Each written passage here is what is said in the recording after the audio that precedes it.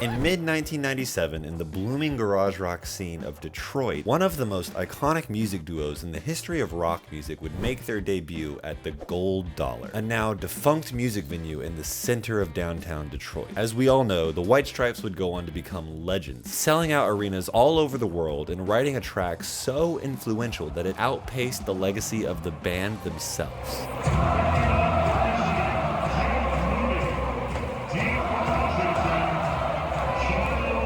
It's really kind of ironic because Jack White even said himself that he didn't think the band had much power to even escape the local indie scene. Here, he'll tell you for himself. That's pretty amazing, a two-piece band from Detroit to get some sort of attention like that. So I don't think it's ever going to be big, like we're going to be playing arenas or anything like that.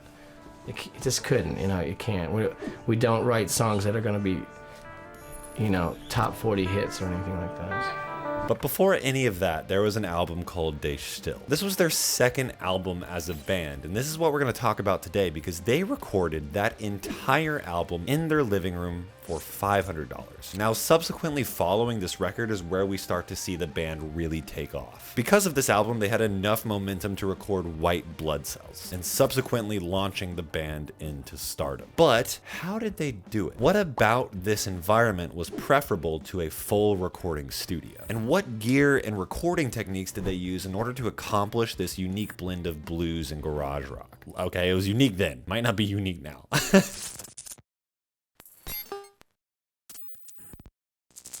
So prior to the band even being formed, as many of us know, Meg White and Jack White, who was actually Jack Gillis at the time, had already been dating and had known each other since high school. Now, in 1996, they got married, and at this point, Jack was already pretty embedded in the local Detroit scene. But as a drummer, drumming is his main instrument, actually, or was. It wasn't really until Meg started showing interest in playing the drums that he hopped on the guitar and started doing vocals, and the two began playing as a duo. Now, as we know, they fronted the band as a sister and brother duo, but of course they were actually married. That was just to kind of keep drama away from that part of their relationship. By the time they had recorded De Still, they had actually already divorced. They chose a distinct red, white, and black color scheme due to Meg's love of peppermints. And it wasn't long before they started gaining traction in the local scene. They even landed a few interested label offers, later releasing 2 singles before their first album. Those being Let's Shake Hands and Lafayette Blues, released by the local label Italy Records. Now, it wasn't long before California-based record label Sympathy for the Record Industry would pick them up to make their first album. This was a self-titled record and was actually recorded in a studio. This gave them enough traction and enough momentum to record their second album, De Still, a few years later.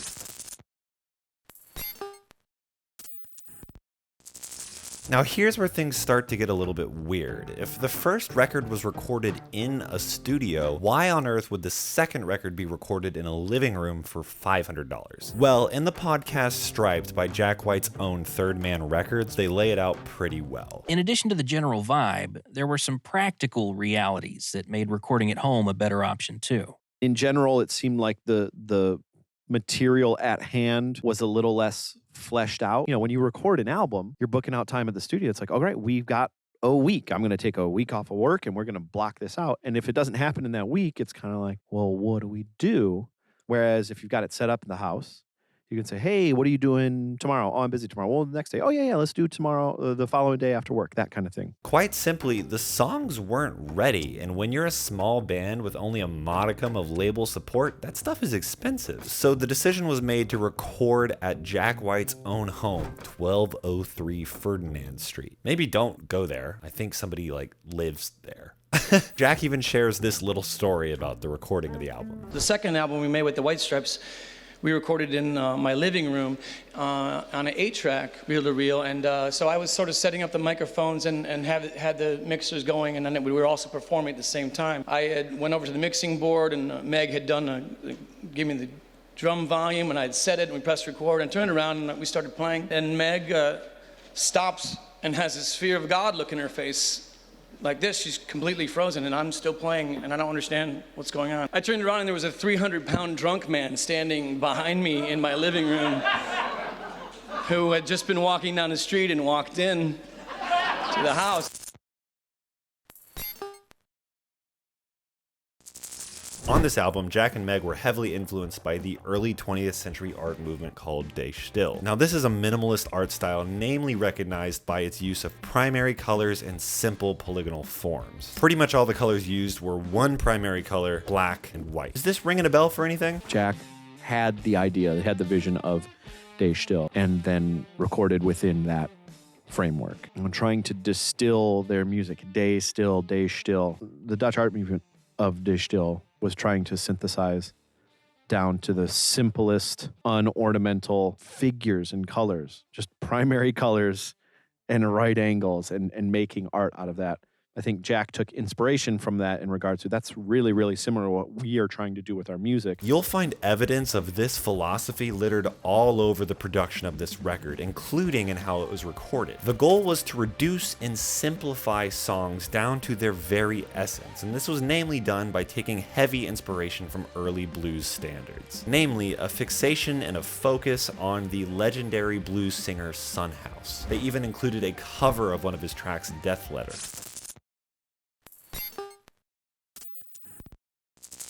Now, whenever it comes to the production of this record, they were actually intending to record the record in the attic, but the decision was ultimately made to bring all of their equipment down to the living room and occupy most of the front of the house. And when the White Stripes first started, they were jamming in the attic. But eventually, it was the entire front of the house that became the de facto studio.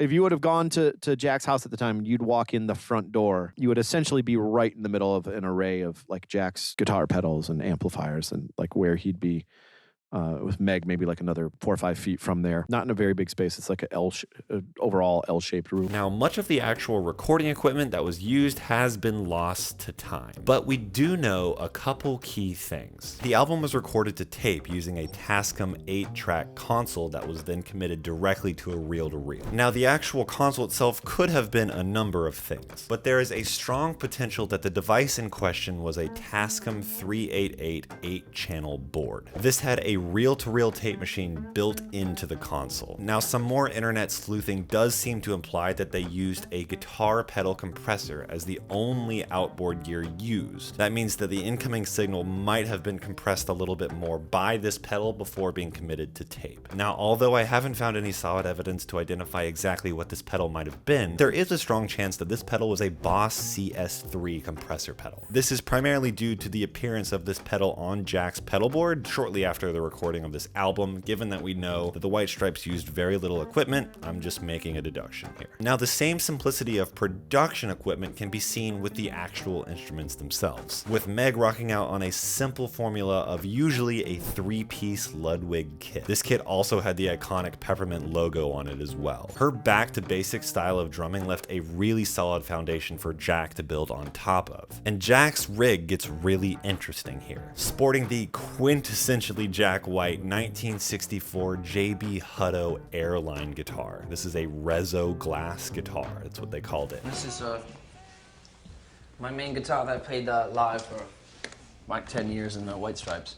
It's a hollow piece of plastic, and you got this at Montgomery Ward's department store. Sears sold Silvertones, and Montgomery Ward sold Airlines. I want to show you, Jack, what if you just take this and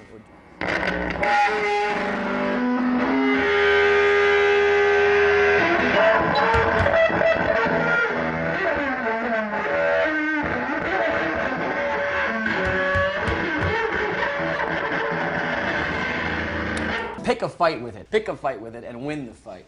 He's learning.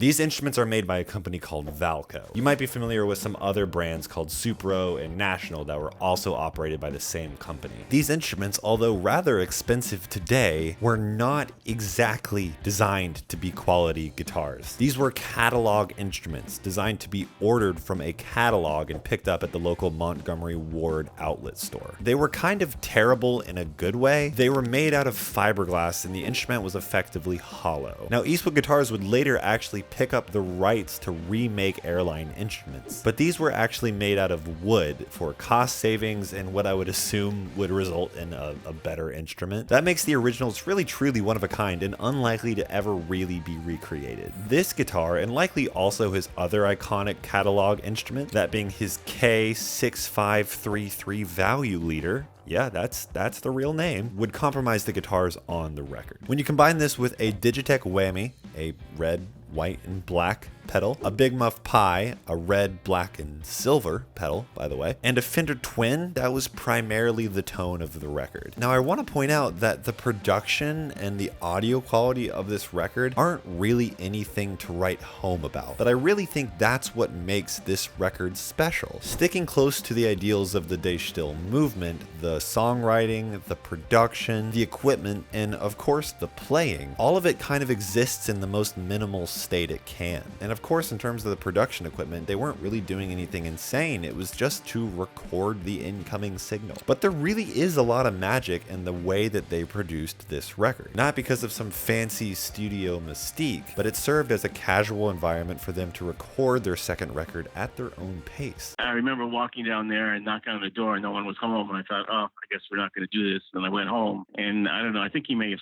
seen me walking down the street and then he called me back up and I went back there. The plan, and I use that term loosely, was for Paul to improvise some violin parts on I'm Bound to Pack It Up and Why Can't You Be Nicer to Me. At first I was playing kind of crazy stuff, but then he said he wanted it to be very simple.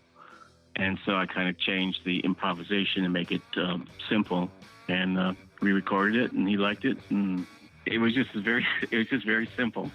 You just walked down there and listened to the track, played on the track. He was happy with it, and then we just sat around listening to the rest of his tracks, and that was it. There's kind of beauty in being able to regulate and record your record at the pace that you see fit, rather than under the time constraints of an hourly studio. I really think we can all take a lesson too about the approachability of this setup. The modern equivalent of this could be a Scarlett 18i20 and a laptop that has just as many inputs. The living room is just a room, probably just like your room, and although the equipment might be expensive now, nothing about that equipment would bat an eye back then. I mean, the guitar was plastic.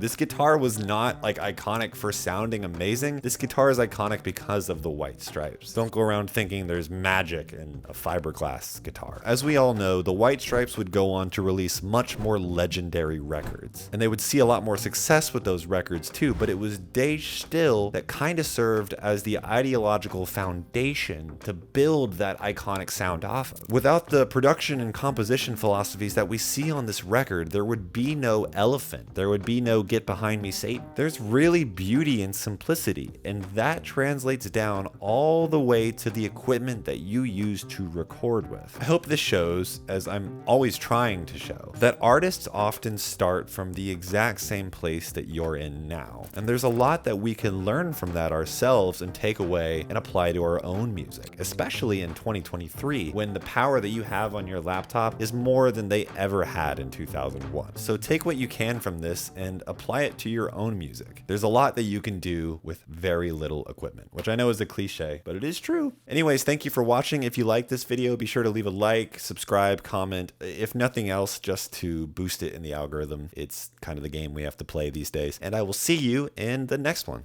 Goodbye.